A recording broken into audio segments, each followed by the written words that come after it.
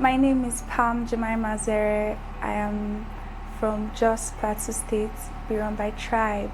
I'm 19 years old and I'm a student of law in the University of Jos. I am also a gospel singer and I own an NGO on mental health care. I love spending time with God and finding out how much He loves me. Also doing things that please Him because I don't want to upset Him.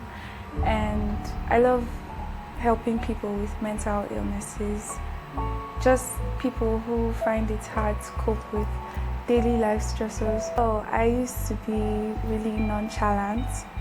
I didn't care about anything or anyone, not even myself, because I was addicted to a lot of bad habits like smoking, drinking.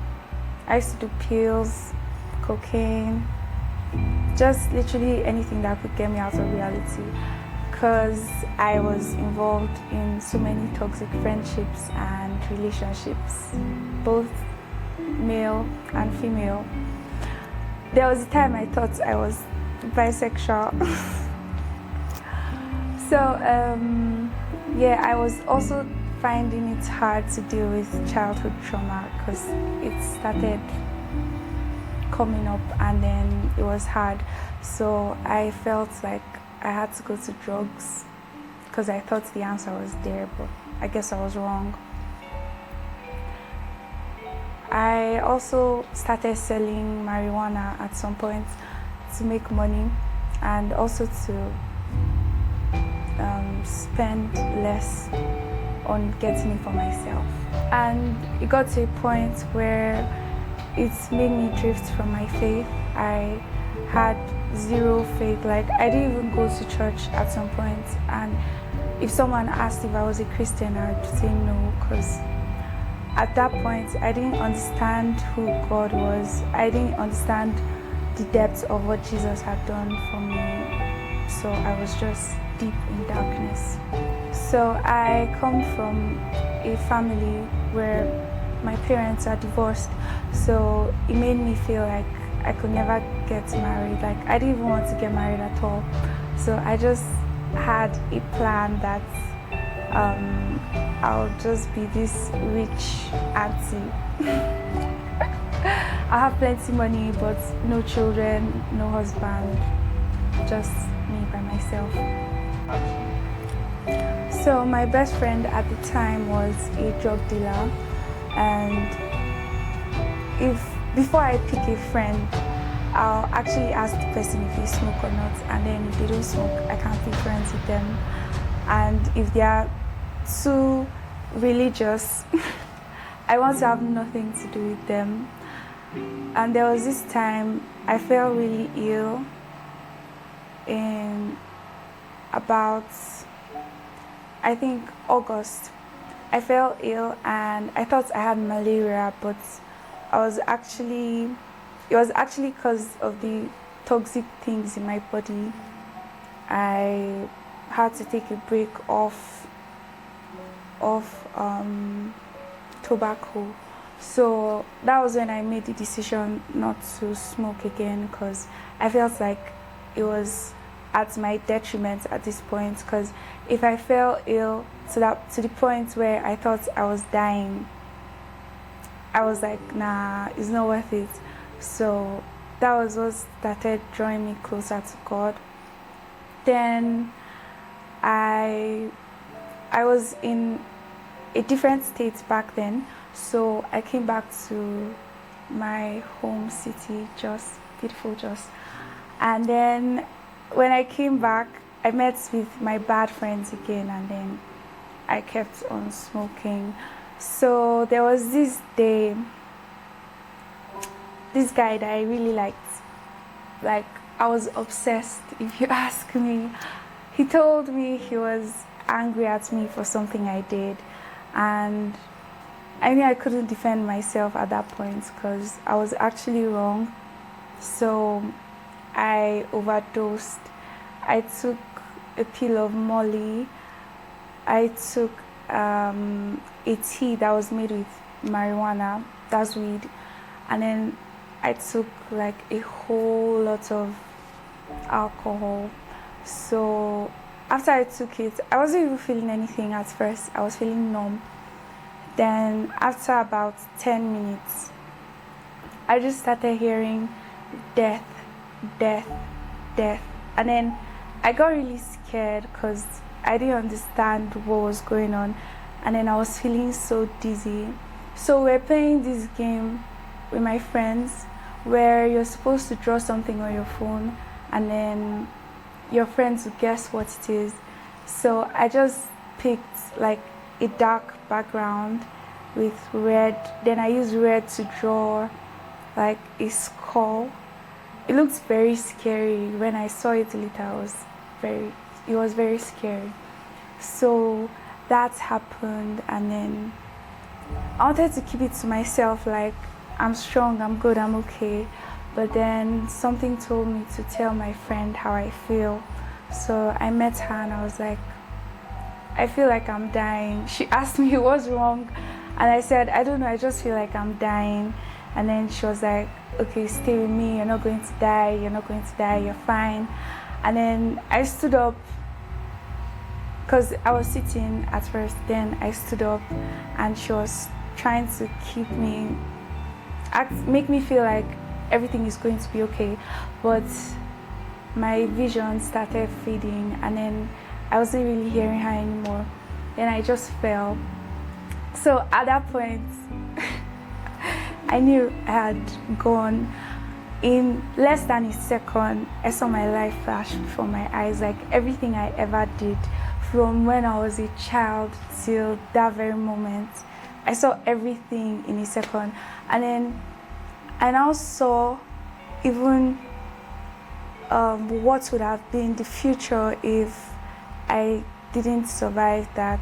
I saw like my mom crying, people preparing for my funeral, my friends posting RIP, and I was like, what is this?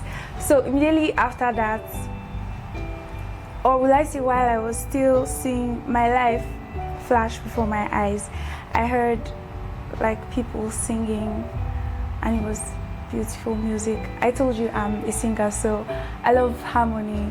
And then that was what I started hearing. So when I looked in that direction, I saw people dressed in very bright clothing. It was purer than white. It was very bright clothing. And then they were standing in a perfectly arranged line. And they were just singing. So me as a Christian, or would I say, I knew about heaven and hell at that point. So I knew where that was. I knew that was heaven. And I knew what I was seeing wasn't with my physical eyes, because my physical body was still on the floor. My friend was probably trying to bring me back to life, maybe spray water on me or something. And then while I was still seeing that, I got distracted by crying and mourning. So when I looked towards that direction, it was just dark. I could barely see anything, but I was able to see a few people, and they looked very much in pain, like they needed actual help, and they were just crying and shouting. And then me, also knowing heaven and hell, I knew that was hell.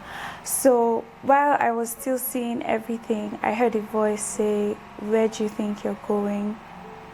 And then I just broke down in tears and started crying, because at that moment I knew for sure where I was going, and it wasn't heaven.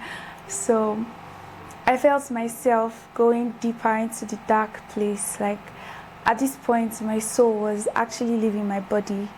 Then I didn't even want to see the end of the journey. I didn't want to see it. I was just like, Lord, please give me life. Jesus, please give me life. Mind you, this is like the first prayer I ever said in months or weeks, probably.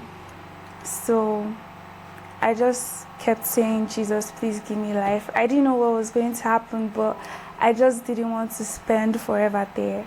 So he asked me if he gives me life, I should promise to live my life for him. And I was like, of course.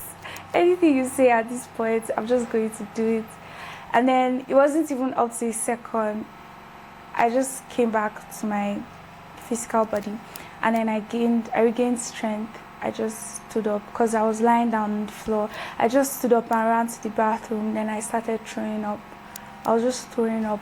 That was like, I think that was the first time I heard the Holy Spirit speak to me, and I recognized his voice. And he said, my body is his temple, and it is no longer conducive for the drugs I used to take. So I was just throwing up till every single thing I ate and all the drugs and the alcohol left my body. Then I drank water, and then right from that point till now, I'm able to hear the Holy Spirit and recognize his voice. So it wasn't very easy because my best friend at that point, she wasn't a Christian. She was into other stuff I don't want to get into right now, but she wasn't a Christian.